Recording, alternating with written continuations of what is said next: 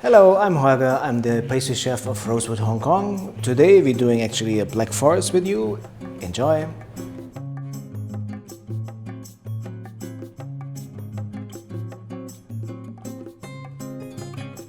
The first step for the Black Forest would be the sponge.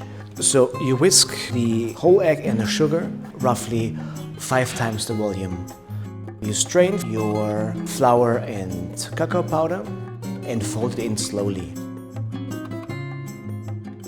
When you have done this and you have the right consistency, you add the oil. When the oil is all inside and it's a shiny base, you can lay out with paper first. You fill it up in your mold, in your ring, and then you bake it at 180 degrees, roughly 20 minutes.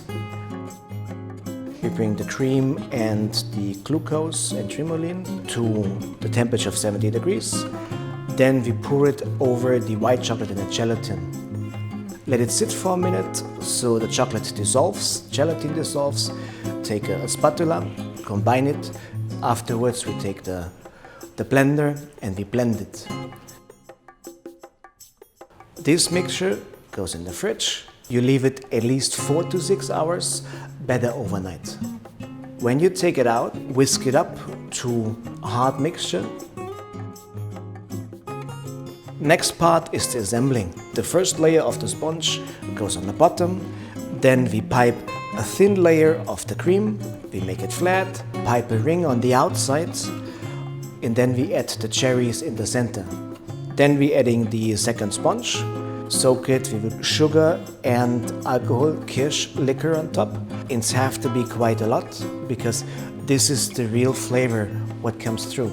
Now we're piping one more round of the cream, so it have to be an equal part as the first part. After the cream, we add the sponge, soak it again with the liquor, then we put the cream around, make sure everything is nice and smooth.